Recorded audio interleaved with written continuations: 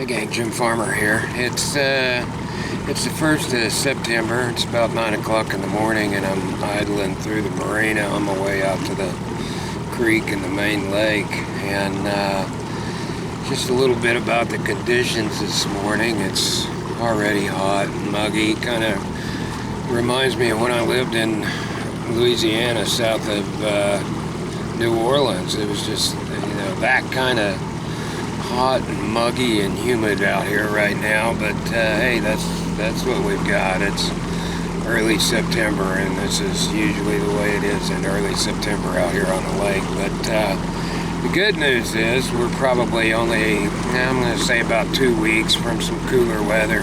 I'm thinking we're going to get a front that comes through here, within the next 2 weeks. I'd say we're probably a week and a half, 2 weeks away from it, where it's going to kind of wash things out a little bit, and then we're going to get a nice north wind, which we haven't had in a little while. Seems like every time we get a north wind in fall and this time of year, fishing starts kicking off a little better with the top water and stuff. So that's the good news. I mean, it's coming up. It's only a few weeks away, so we just have to endure this last part of summer to get into, autumn, fall. So this time of year, whenever I'm coming out here, there's just a couple of things that I like to do, and I'm going to show you a couple of these on the way out. And this is just about a lot to get you a few fish. But, when it's hot like this and there isn't much air stirring around here, well, you get hot just sitting in one place after a little while, so I like to keep moving. It just seems like the fishing's a lot better, too, because I'm hitting a lot of spots. I'm moving a lot of different places because of the heat. And I'm just going to show you what I'm using right now. And hopefully, if you're watching this video, I caught some fish. And so anyway, when I'm pulling up to these places, probably not going to be a lot of top water right now. The water temps kind of mid to low 80s.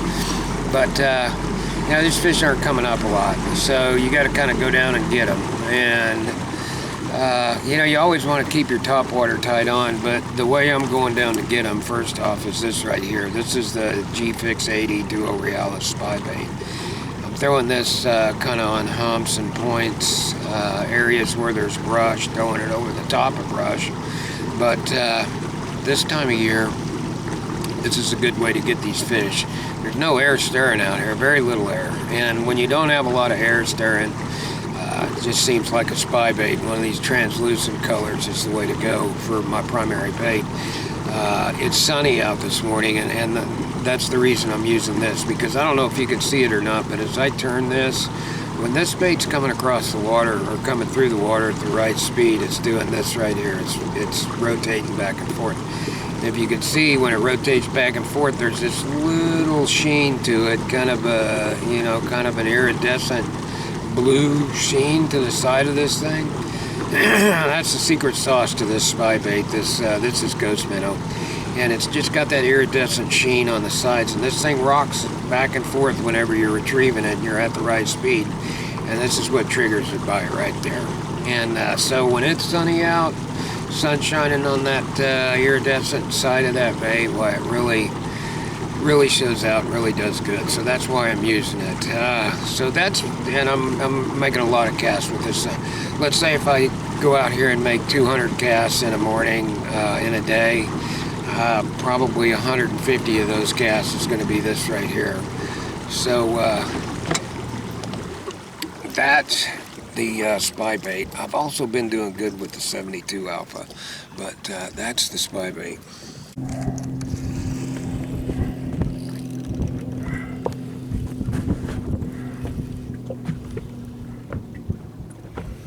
Just got another one on.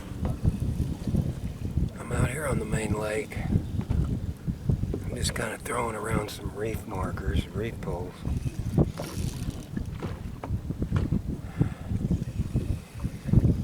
Once I get this fish in, I'm going to show you guys exactly what I'm doing with this spybait.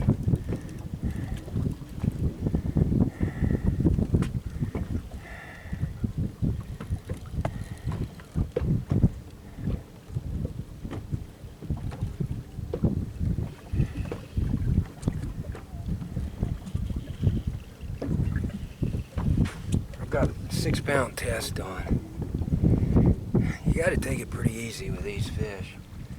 Light drag. This isn't a real big fish, but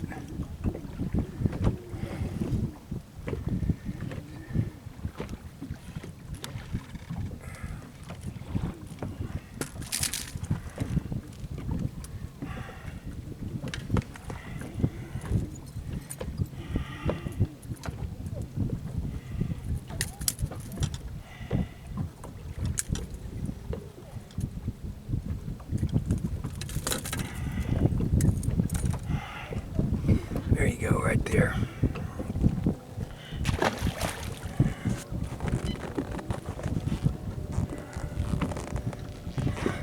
I'm going to show you how I caught that fish.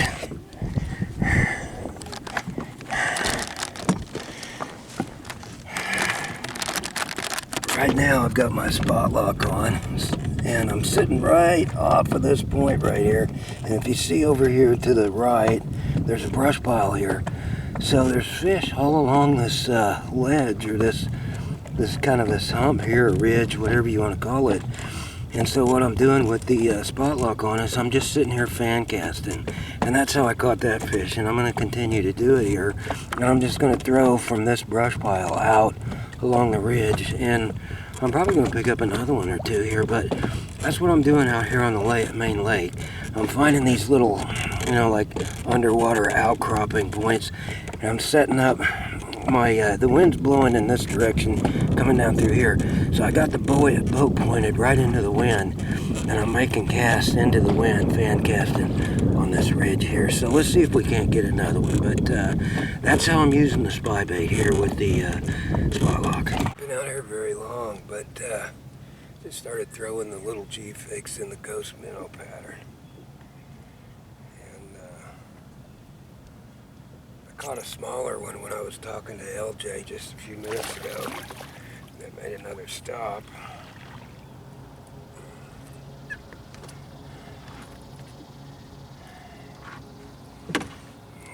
This guy shows up. He pretty much choked it.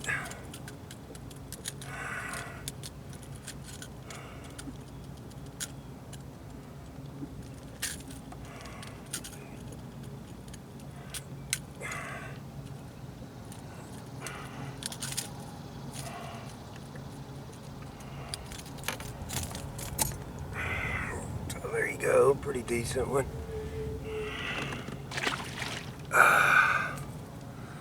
That's on that ghost minnow G-Fix 80. We're gonna keep rolling with it.